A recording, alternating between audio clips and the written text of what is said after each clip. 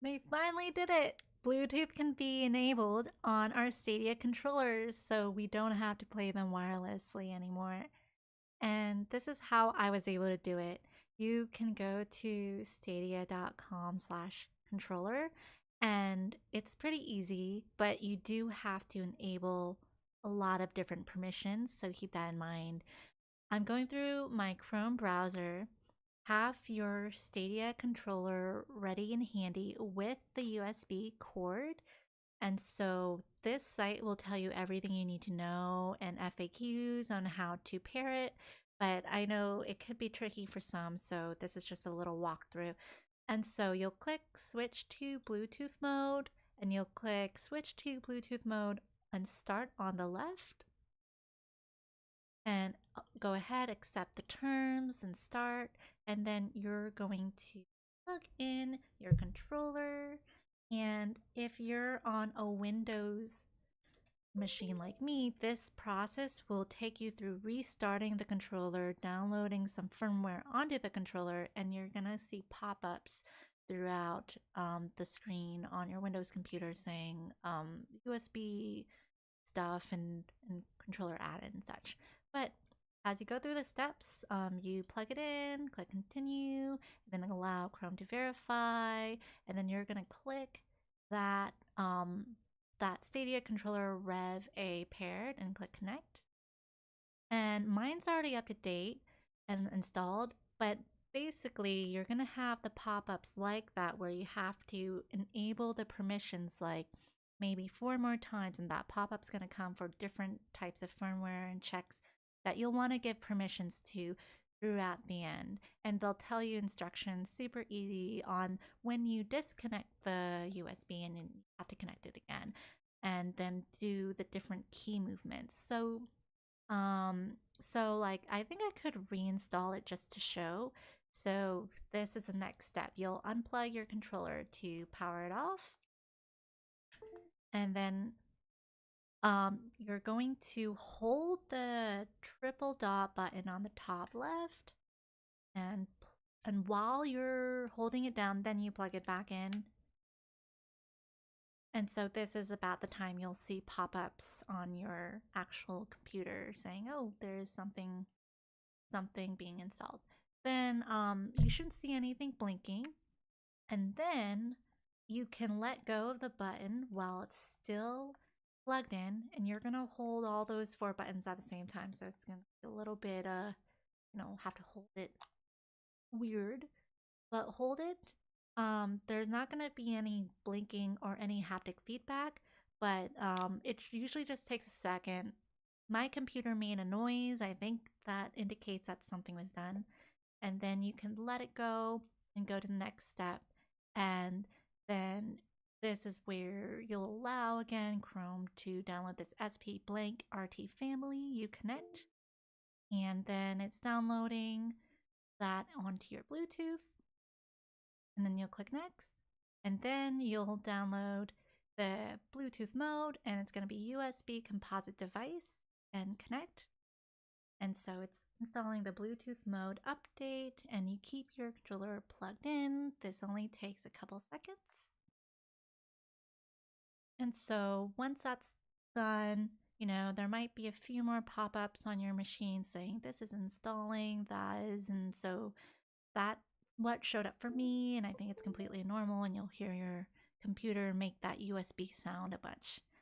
And then now it's saying it's installed, and you can also check that it's installed. You can learn how to pair it with Bluetooth. So what you'll do is you can now unplug it, and it is successfully Bluetooth enabled. So to pair it, you'll hold down the Stadia logo button and Y at the same time for 2 seconds.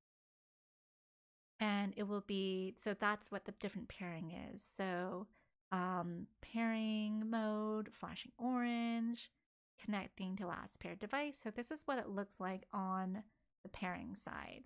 So here you should see in the middle of the screen my Windows Bluetooth pairing.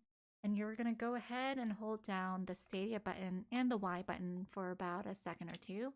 And it should show up now. And right now my controller is flashing white. And so it should show up as Stadia in a bit. Might have to cancel out of it because I had that open for a while and try one more time.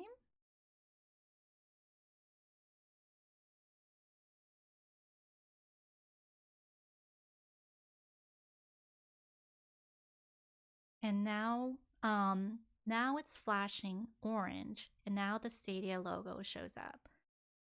So I think I just had to reopen my Bluetooth settings because it was just searching for a while. And your device is ready to go. And now my I don't have a camera on my controller, but now it is a solid white. So when it's solid white, that means it's connected to the device. And so we can play this with any Bluetooth enabled game. And to prove that, I will open up, let's see, Boosteroid, and I'm gonna launch House Flipper just with my mouse and keyboard for now at first. And so as that launches, I'm just gonna do House Flipper because it's usually like the fastest to load. And if you guys don't know about Boosteroid, this is pretty much the cloud gaming platform I've been playing recently, and it's been great so far. I'm still going to miss a lot of Stadia features that Boosteroid doesn't have, but if you guys are interested, I have a referral link if you want to check it out. And so we'll open, and this is all through cloud as well. We'll open our House Flipper, and we'll run a game where we could use our new Bluetooth controller. And so it just opens like Steam like normal. So you can use this in Steam. You can use this even with, other consoles. There's even a USB device that you could plug into your Nintendo Switch, and you can use a Stadia controller with Switch now. So I think that's pretty awesome. And so as this loads, and so this is all real time, real loading times because I'm recording this all live and just like no preparation. So apologies if it's a little clunky, but just wanted to show you in real time what's happening, any pitfalls you might run into.